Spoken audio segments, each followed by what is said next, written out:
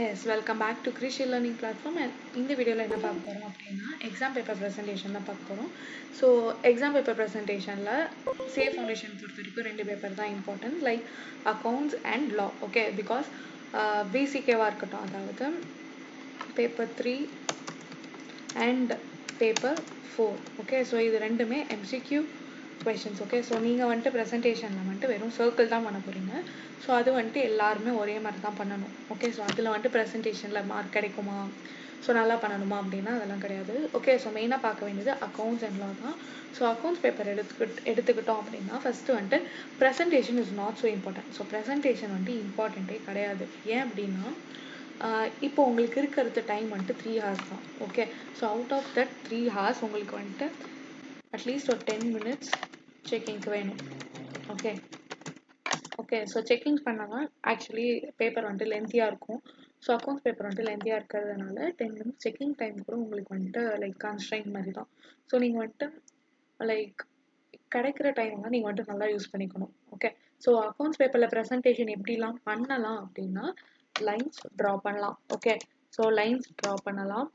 அப்புறம் நம்பர்ஸை வந்துட்டு கரெக்ட் ஆர்டரில், ஃபார் எக்ஸாம்பிள் இப்போ 200 20,000 இருக்கு அப்படின்னா கரெக்டாக எழுதணும்.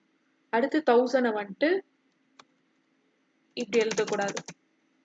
ஓகே, இப்படி இந்த சென்ஸ் சென்டரில் எழுதிடக்கூடாது.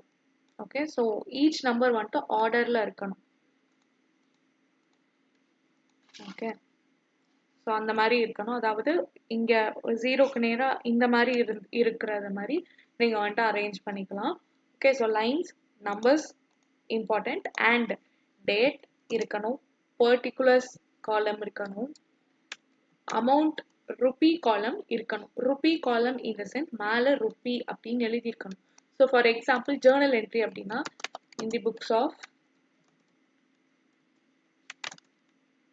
say for example Raman and Co. Okay, so இப்போ என்ன ஆகுது, டேட், பர்டிகுலர்ஸ், LF, அமௌண்ட் இங்கே என்ன வரும், டெபிட், கிரெடிட். ஓகே, ஸோ இந்த மாதிரி வந்துட்டு இருக்கும். ஓகே, ஸோ இது வந்துட்டு கரெக்டாக ஃபார்ம் பண்ணுறது தான் இது கிளியரான வியூ. ஓகே, ஃபார் எக்ஸாம்பிள் வந்துட்டு எக்ஸாமில் டைம் இல்லை அப்படின்னா நீங்கள் வந்துட்டு இது போட்டு கோடெல்லாம் போட்டு தான் போடணுன்ற அவசியம் கிடையாது. ஓகே, ஸோ நார்மலாக இது எப்படி எழுதலாம் அப்படின்னா டேட் அப்படின்னு போட்டுட்டு particular LF, debit, credit. Okay, ருப்பின்னு வேணால் போட்டுக்கோங்க. ஓகே, ருப்பி சிம்பிள் வேணால் போட்டுக்கோங்க, இல்லைன்னா ருபீஸ் இது வந்துட்டு எழுதிக்கலாம். ஓகே, ஸோ அமௌண்ட் அப்படின்ற பெருசாக எழுதுறதுக்கும் யூஸ் கிடையாது. அண்ட் ஓகே, ஸோ கோடெல்லாம் போடணும்னு அவசியம் கிடையாது. ஸோ இந்த பேஜில் முடியுது, ஒரு பேஜில் முடியுது, நெக்ஸ்ட் பேஜுக்கு நீங்கள் போகிறீங்க அப்படின்னா அந்த நெக்ஸ்ட் பேஜ்லையும் நீங்கள் வந்துட்டு மறுபடியும் இதெல்லாம் போடணும் அப்படின்னா கிடையாது. ஓகே, ஸோ நீங்கள் வந்துட்டு ஆஸ் தட் நீங்கள் வந்துட்டு கண்டினியூ பண்ணிக்கலாம், பட் மெயின்டைன் தி காலம். Okay, so visionary, so imaginary date காலம், பர்டிகுலர்ஸ் காலம், LF காலம், டெபிட் காலம், கிரெடிட் காலம் இருக்கணும் அண்ட் அது ஸ்ட்ரெயிட்டாக இருக்கணும். Okay, even though you don't draw a line that should be straight. Okay, so அந்த மாதிரி தான் இருக்கணும். ஸோ நெக்ஸ்ட் திங் என்ன அப்படின்னா லெஜர். ஓகே, ஸோ லெஜர்ஸ் தான் நம்ம வந்துட்டு மோஸ்ட்டாக யூஸ் பண்ணுறது. கேஷ் புக்காக இருக்கட்டும், in case of cash book, பிஆர்எஸ்க்கு கூட கோடு போடணும் அப்படின்றது அவசியம் கிடையாது. Okay, just maintain imaginary lines. Okay, so ஏன்னா கோட் போட்டு டைம் வேஸ்ட் பண்ணுவாங்கன்னா ஆஃப்டர் 3 hours, இந்த 3 hours முடிகிறதுக்குள்ள ஒரு 10 minutes after completing your paper உங்களுக்கு டைம் இருந்தது அப்படின்னா கோட் போட்டுக்கலாம். ஓகே, ஸோ பிட்வீன் தட் கோட்லாம் போட்டு டைம் வேஸ்ட் பண்ணாதீங்க.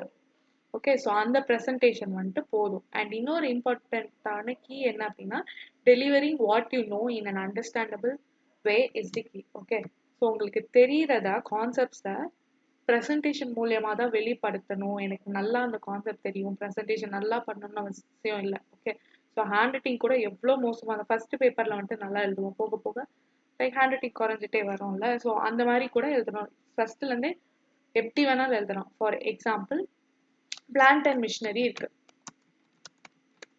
பிளான்ட் அண்ட் மிஷினரி வாங்குறாங்க அப்படின்னு கொடுத்துருக்காங்க கொஷனில், அதை வந்துட்டு P&M அக்கௌண்ட் அப்படின்னு கூட நீங்கள் வந்துட்டு போட்டுக்கலாம்.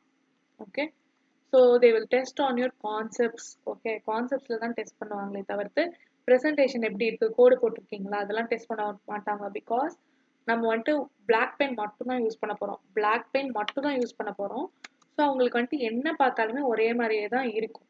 Okay, so this is the key for presenting accounts paper. So the next thing is that presenting law paper. Okay, so regarding law paper, the important thing is that first step wise எழுதணும். first question இருக்கு, ஒரு case study இருக்கு அப்படின்னா analysis of the question. for example ஒரு question இருக்கு, அந்த questionல வந்துட்டு ரெண்டு பேர் கான்ட்ராக்ட் உள்ள வராங்க. அந்த கான்ட்ராக்ட்ல வந்துட்டு லைக் ஒரு பர்சன் வந்துட்டு அந்த கான்ட்ராக்டை பெர்ஃபார்ம் பண்ணல. அதாவது இவங்க வந்துட்டு for example X and Y இருக்காங்க. ஓகே, எக்ஸ் அண்ட் ஒய் இருக்காங்க. எக்ஸ் கான்ட்ராக்டர்,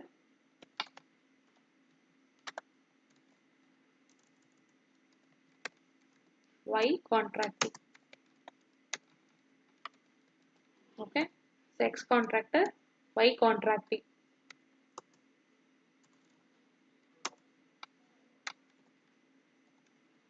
ஓகே, ஸோ இதுதான் சுச்சுவேஷன். என்ன ஆகுது அப்படின்னா இசட்னு ஒரு பர்சன் வந்துட்டு வராங்க. அவங்க வந்துட்டு இன்னொரு கான்ட்ராக்டிங்.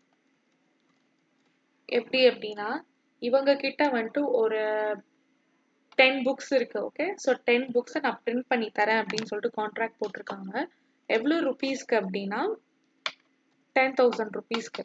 ஓகே, யாரு கூட எக்ஸ் அண்ட் ஒய்க்குள்ள கான்ட்ராக்ட் வந்துட்டு 10,000 ருபீஸ்க்கு. எதுக்காகனா 10 புக்ஸ் பண்ணி தரேன்னு. பட் ரெண்டு பேருக்குமே எக்ஸுக்கா ஒய்க்கா இருக்கட்டும் இசட்கா இருக்கட்டும் ரெண்டு பேருக்குமே ஒரே நாளைக்கு டெலிவரி வேணுமா. ஃபார் எக்ஸாம்பிள் என்னைக்கு வந்துட்டு அக்செப்டன்ஸ் நடக்குது அப்படின்னா சே 21st மே. ஓகே, என்னைக்கு வந்துட்டு டெலிவரி டேட் அப்படின்னா 22nd மே. ஓகே, சேம் இங்கேயும் அதே தான்.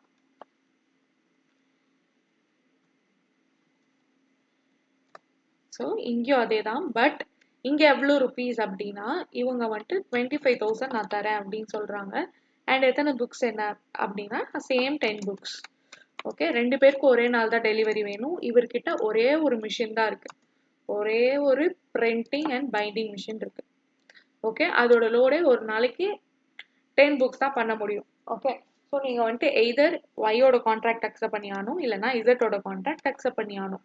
எக்ஸ் என்ன பண்ணுறாங்க, ஒய் கிட்ட தான் ஃபஸ்ட்டு கான்ட்ராக்ட் இவங்க கிட்ட தான் போட்டிருக்காங்க. So has promised that okay ஒய்க்கு வந்துட்டு நான் இந்த டேட்டில் தரேன் அப்படின்னு சொல்லிட்டு எக்ஸ் சொல்லிட்டாங்க. ஓகே, ஸோ இசட் என்ன பண்ணுறாங்க அப்படின்னா மறுபடியும் இவருக்கு அப்புறம் ஒய்க்கு அப்புறம் தான் போய் கொடுக்குறாங்க. ஸோ எக்ஸ் என்ன பண்ணுறாரு, ஓகே நம்மளுக்கு வந்துட்டு அதிகம் ப்ரைஸ் இருக்கு, அதனால நம்ம கான்ட்ராக்டை மாற்றிக்கலாம் அப்படின்னு சொல்லியிருக்காரு. அதாவது ஒய்க்கு கொடுக்கறதுக்கு பதில் இசட்க்கு வந்துட்டு பண்ணி கொடுத்துடலாம் அப்படின்னு யோசிக்கிறாரு. ஓகே, ஸோ இவங்களுக்கு தான் கிரீன் சிக்னல் கிடைக்குது. ஓகே, இவங்களுக்கு தான் கிரீன் சிக்னல் கிடைக்குது. ஓகே, பட் இந்த கான்வர்சேஷன் எதுவுமே ஒய்க்கு தெரியாது. ஒய்க்கு இதை பற்றி எதுவுமே தெரியாது. Y is unaware of nothing. Okay, so ஒய்யை பொறுத்த வரைக்கும் எக்ஸ் நம்மளுக்கு பண்ணி கொடுத்துருவாங்க, 22 அன்னைக்கு நம்மளுக்கு டெலிவர் பண்ணிடுவாங்க அப்படின்றது தான் ஒய்யோட மைண்ட் செட். ஓகே, ஸோ இங்கே என்ன ஆகியிருக்கு அப்படின்னா கான்ட்ராக்ட் வந்துட்டு தப்பு பண்ணியிருக்காங்க. அதாவது பிரீச் ஆஃப் கான்ட்ராக்ட் நடந்திருக்கு அண்ட் லைக் என்ன சொல்கிறது ஃப்ராடும் நடந்திருக்கு. எக்ஸ் சைடில் ஒருத்தரை நம்ப வச்சு ஏமாத்திருக்காங்க. ஓகே, ஸோ அந்த மாதிரிலாம் இருக்கும்போது ஸோ லைக் என்ன சொல்கிறது so elements of contract miss ஆகுது. ஓகே, ஸோ இதுதான் கேஸ் அப்படின்னா ஃபர்ஸ்ட் இந்த அனாலிசிஸ் ஆஃப் கொஷினை எழுதணும். ஓகே, ஸோ ஸ்டெப் 1ல ஸோ என்ன பண்ணுவாங்க அப்படின்னா ஸ்டெப் 1. ஸோ ஸ்டெப் 1ல எழுதணும்னு அவசியம் இல்லை. ஃபர்ஸ்ட் நீங்கள் வந்துட்டு அனாலிசிஸ் ஆஃப் தி கொஷின்னு எழுதிக்கலாம். Okay, this is how I use to write. So analysis of the கொஷின்னு எழுதிட்டு நீங்கள் வந்துட்டு கொஷனில் இருக்கிறது ஸோ எக்ஸ் வந்துட்டு ஒய்யோட கான்ட்ராக்ட் போட்டிருக்காங்க, ஒய்க்கு வந்துட்டு இந்த டேட் இந்த டீட்டெயில்ஸ் எல்லாம் நீங்கள் வந்துட்டு கொடுத்துடணும். ஓகே, அப்புறம் இசட்டுன்னு ஒரு கான்ட்ராக்ட் இருக்காங்க, 25,000க்கு போட்டிருக்காங்க, 10 புக்ஸ் சேம் இதுதான், இவருக்கு தெரியாமல் இவர் வந்துட்டு பண்ணிட்டாரு. அப்போது அந்த கொஸ்டினை வந்துட்டு அனலைஸ் பண்ணிக்கணும். ஓகே, ஸோ நெக்ஸ்ட் ஸ்டெப் என்ன அப்படின்னா default format. So default format எல்லா கொஸ்டினுக்கு என்ன அப்படின்னா அக்கார்டிங் டு தி என்ன கான்ட்ராக்ட் நேம், இந்தியன் கான்ட்ராக்ட்னா இந்தியன் கான்ட்ராக்ட்னு போட்டுக்கணும். ஓகே, ஸோ இந்தியன் கான்ட்ராக்ட்னா இந்தியன் கான்ட்ராக்ட்னு போட்டுக்கோங்க. சேல் ஆஃப் குட்ஸ் ஆக்ட்னா sale of goods act with the year. Okay, Indian contract ஆக்ட்னா அது பிளஸ் அதோட இயர். ஓகே, ஸோ பார்ட்னர்ஷிப் ஆக்ட்னா அது பிளஸ் அதோட இயர். கம்பெனிஸ் ஆக்ட்னா according to the companies act 2013 அந்த மாதிரி போட்டு எழுதணும். ஓகே, போட்டுட்டு according to the dash act with year. Okay, so year போட்டுட்டு according to the Indian Contract Act date போட்டுட்டு okay with respect to the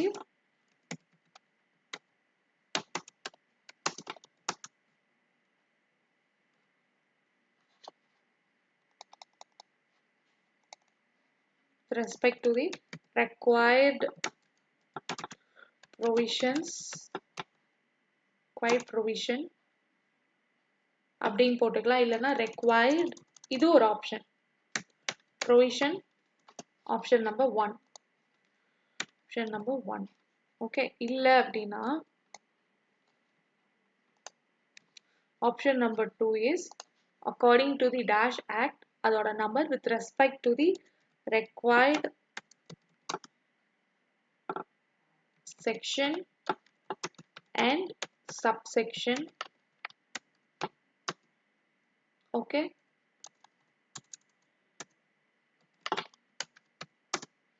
அப்படின்னு போட்டுக்கலாம். அப்படின்னு போட்டுக்கணும். இல்லை அப்படின்னா another way is as per required section and subsection, section or subsection of the இப்படின்னு dash போட்டா act name. Okay, of the dash act.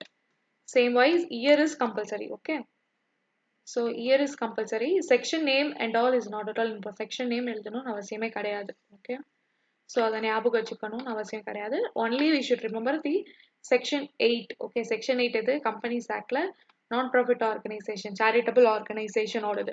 Okay, so as per required section or subsection of the act.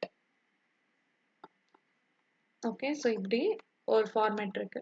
Okay, so option 1, this is option 1, this is option 2, this is option 3. Okay, so the next thing is that so provision from the book.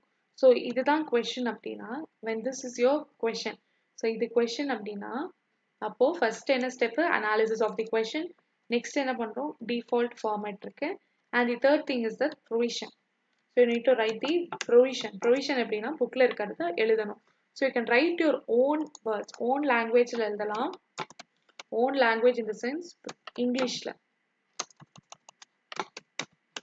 own language உங்களோட sentences நீங்க form பண்ணிக்கலாம். But law jargons use பண்ணிருக்கணும். Jargonsனா lawக்கு உண்டான terms like subject to provision, subject to exceptions அப்படின்லாம் இருக்கும்ல. So legal word, for example coercion இருக்கு அப்படின்னா அதை coercion தான் எழுதணும். So அந்த இடத்துலலாம் coercion, undue influence இருக்கு அப்படின்னா அதெல்லாம் அப்படியே தான் எழுதணும். Okay, and in case of company actல வந்துட்டு separate legal entity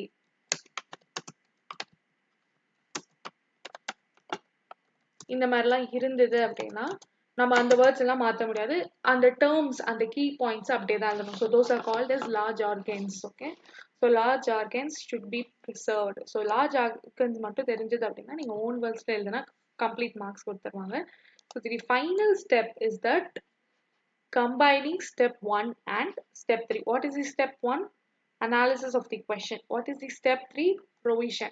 Okay, the thing is that you should combine step 1 and step 3. Okay, so இது இருக்கு. இதுதான் சிச்சுவேஷன். ப்ரொவிஷன் என்னன்னு தெரியும். என்ன பண்ணணும் இந்த சிச்சுவேஷன்ல அப்படின்னு ப்ரொவிஷன்ல கொடுத்துருப்பாங்க. பெனால்டி இருக்கா? இருந்ததுன்னா அந்த பெனால்டி பார்த்துக்கணும். ஓகே. ஸோ அந்த மாதிரி இதையும் கம்பேர் பண்ணீங்க அப்படின்னா உங்களுக்கு வந்துட்டு தெரிஞ்சிடும். இந்த கேஸ்ல இதுதான் இந்த டிசிஷன் தான் நம்ம எடுக்கணும் அப்படின்னு தெரியும்ல. ஸோ அதை வந்துட்டு நம்ம ஓன் லாங்குவேஜ்ல கன்க்ளூஷன் போட்டு எழுதிடணும். Okay. So this is the thing. So in case உங்களுக்கு வந்துட்டு ரொம்ப பெருசாக போயிட்டு இருக்கு, ஃபர்ஸ்ட் கொஸ்டின் செகண்ட் கொஸ்டின்க்குலாம் அனாலிசிஸ் ஆஃப் தி கொஸ்டின் எழுதுனீங்க, அதுக்கப்புறம் என்னால் எழுத முடியல, எனக்கு டைம் இல்லை அப்படின்னா start with default format. Okay. இந்த 3 ஸ்டெப் அட்லீஸ்ட் வேணும். Okay. So these 3 steps should be followed. Okay. So I hope I'm clear with this. So in case of further doubt, நீங்க வந்துட்டு comment boxல போடுங்க, நான் வந்துட்டு reply பண்றேன். Okay. So thank you so much for patiently watching the entire video.